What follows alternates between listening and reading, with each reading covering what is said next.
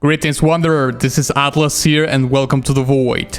Today I'm going to be reacting and breaking down a song called Kill the Puppets from the Parasyte the Maxim anime original soundtrack. Okay, this is a song that is composed by Ken Arai, apparently.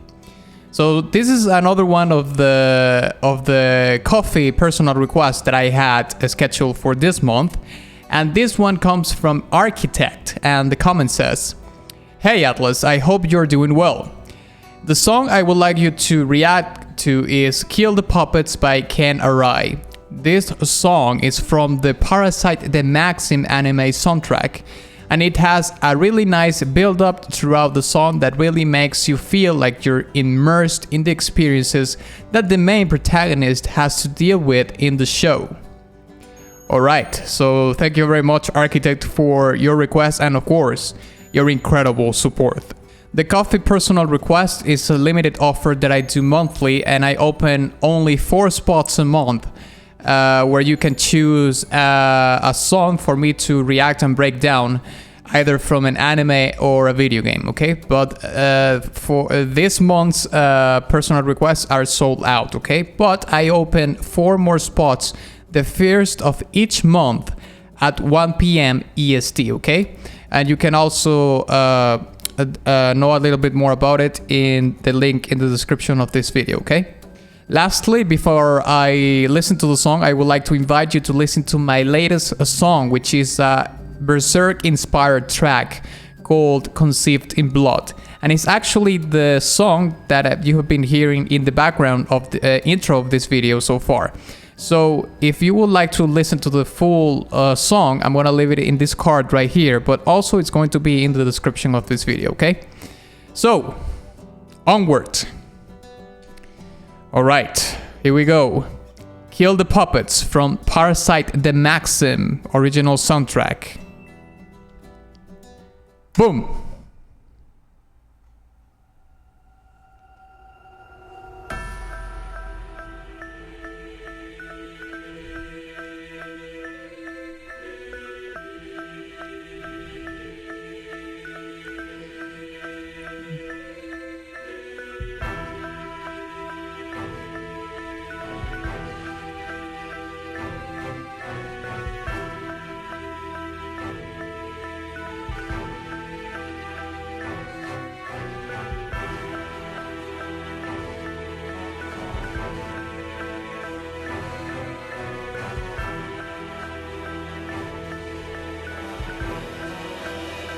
I like the accents in the cellos.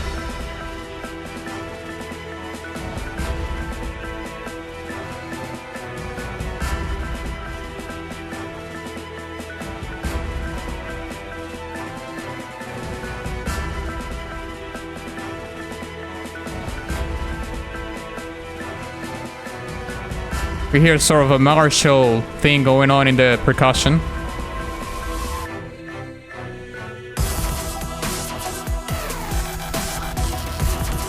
Or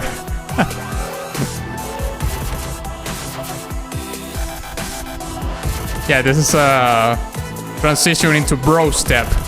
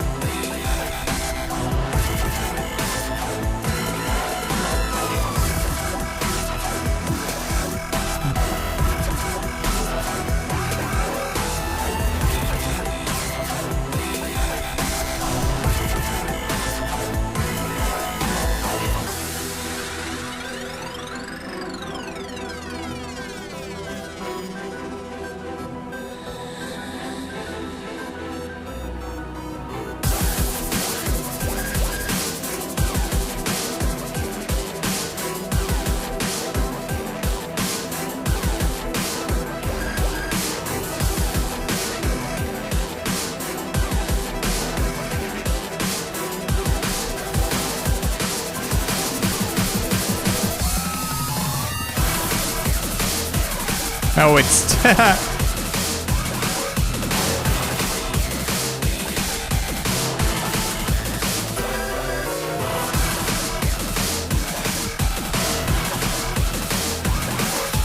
Mate, the drum pattern is really good.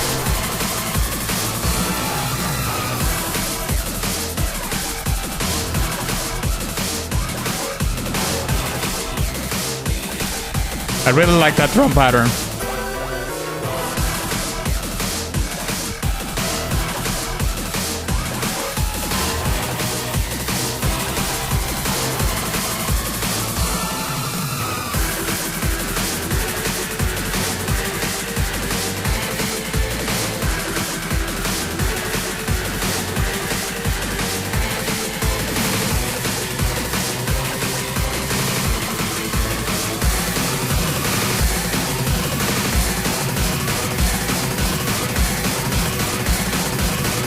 What?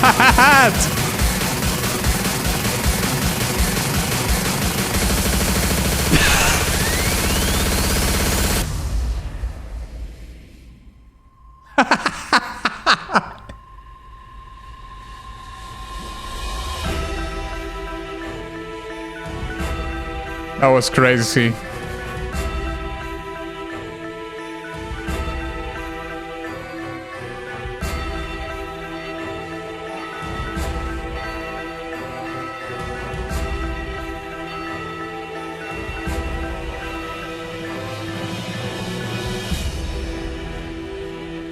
Wow.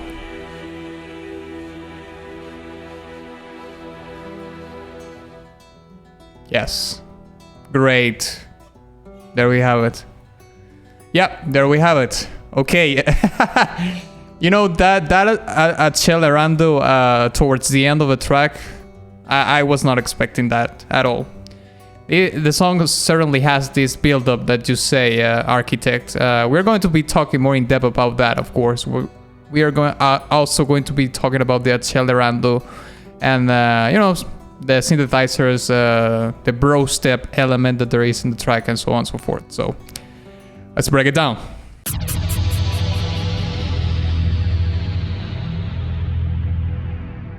Okay, so as I often do in the breakdowns, I am going to start pointing out and talking about more general things that are happening in the song, and then I'm going to get into the more specifics, into more specific things that I would consider that are the highlights of the track, in my opinion. Okay, so the first thing that I want to talk about is how much this track made me travel a little bit in time.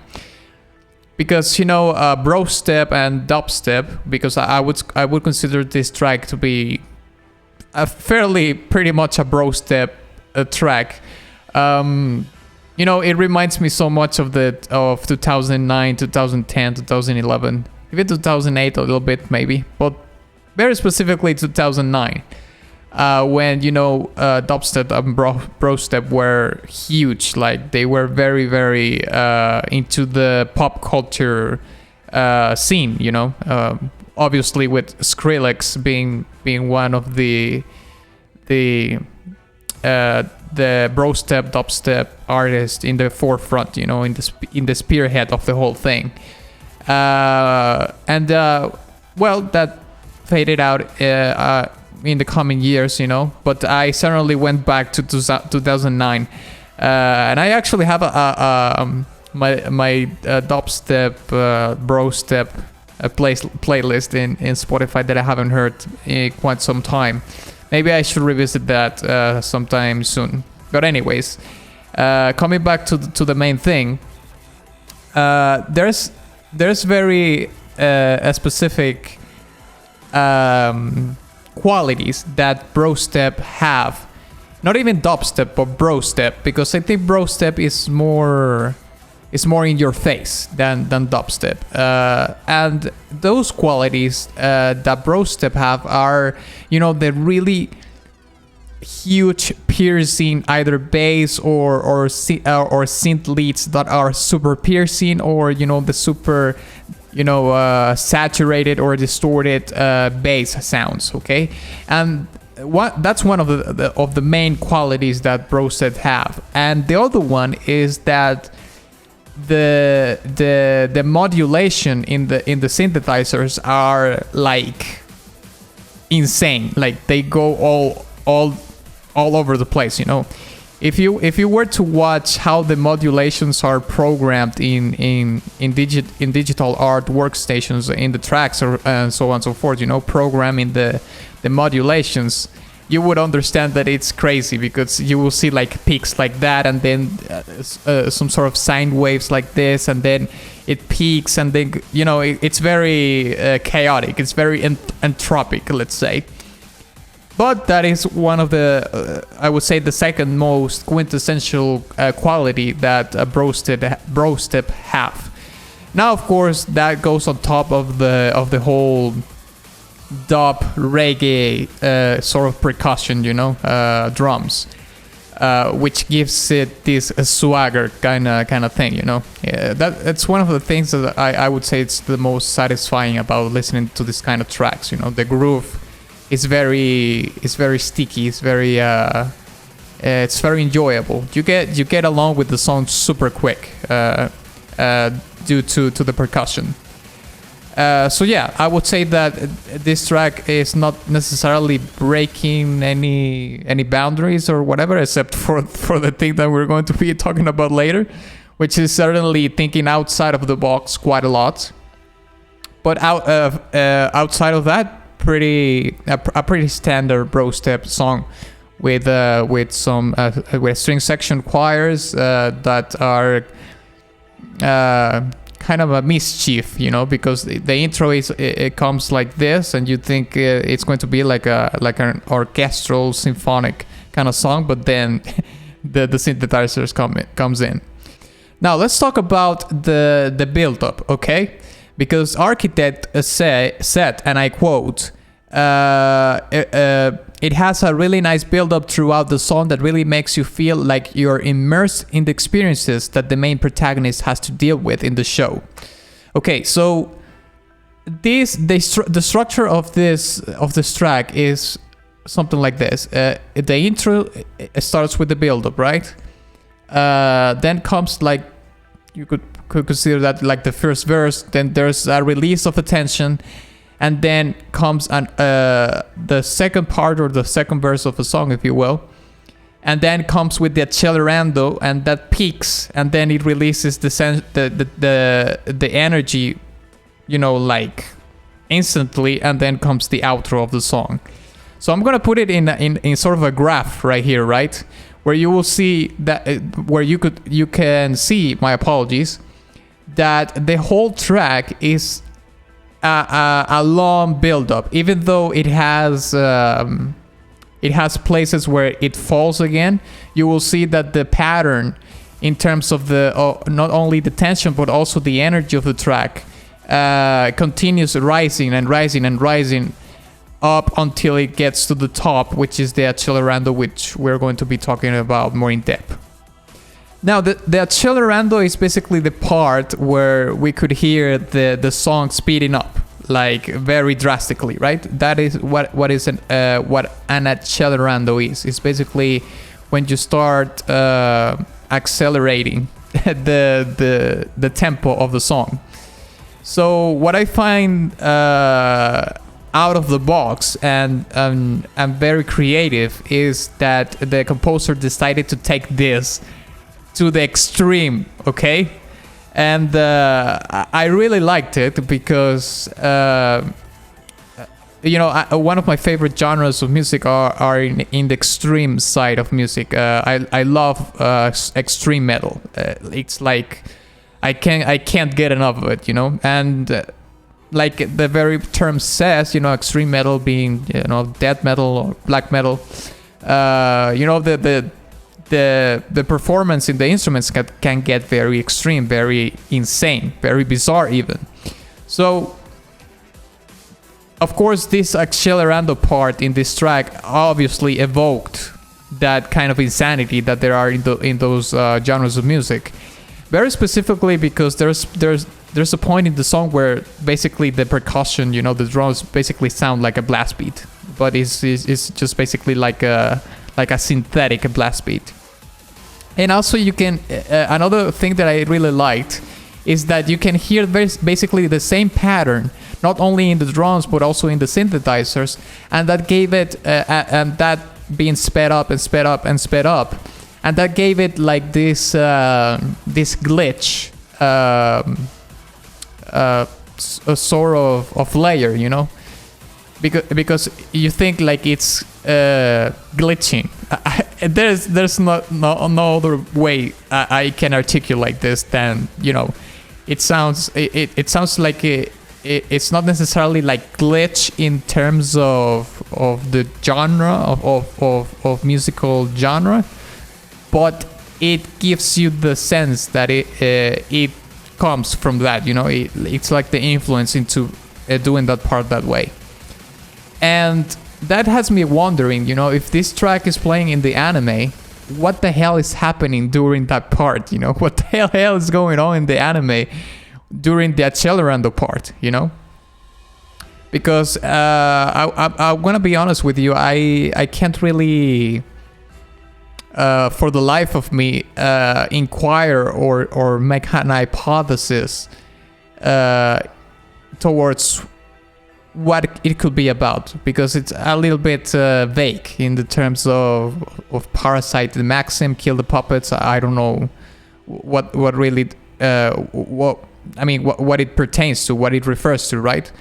But at the same time, just judging by the Accelerando part, I can say that, you know, it's a very high stakes part where this song plays. Super high stakes. I mean, you heard the Accelerando, it's super insane. So I think that Ken did a wonderful job taking like a very standard Brostep song and putting an element into it that actually fits very well, because, you know, it still sounds very synthetic and very within the struggle and the storytelling of the track. But also it's out of the box, because I have never heard an Accelerando done this way in a Brostep track ever, I would say. Finally, I would like to talk about the ending of the song, you know, the outro. Like I said before, and you saw in the graph, which I'm going to put again right here, after the Accelerando, you know, it reaches the maximum peak of energy of the track, a ridiculous peak, by the way, and then it drops completely, you know. And we can hear the outro with the choir and the string section, and the resolution is not unresolved, it's completely resolved. And there's something about this ending, you know, this outro being so satisfying. It's probably because of the insane energy that we came from, but also the chord progression is very and the notes are so endearing. I mean, they end like they end the maximum point of the storytelling of the track, and then it ends it with a satisfying feel, you know. So probably, maybe, I don't know, but maybe where this song happens, it has either a sort of a bittersweet ending or a kind of a feel-good feeling, because when the song ended, that's what I got from it, you know. It felt very satisfying hearing the song end with the choirs and the string sections and so on and so forth. So yeah, I think I'm gonna give it this track, I'm gonna give it a really, really high silver badge. It's almost a golden badge. Because, you know, the song is very standard in the sense that it's very what you would hear in 2009 in terms of the Brostep scene and so on and so forth. But it's almost making it to the golden badge, because the Accelerando arrangement was incredibly good. I really liked it, and it was completely out of the blue, which is what the purpose of it is. Like, you don't expect it at all. Okay, so yeah, thank you very much for watching this video. If you enjoyed it, please give it a like and share it with your friend. Also, please don't forget to visit my Patreon in case you want to sway the vote towards what I'm going to be breaking down next. If you like anime, I'm doing JoJo reactions and breakdowns in my Patreon too. You can visit my Ko-fi profile in case you want to make a one-time contribution, or my Ko-fi store to make one of the to purchase one of the personal requests, and also my Teespring shop where you can get merch and all that jazz. And of course, ex nihilo nihil fit.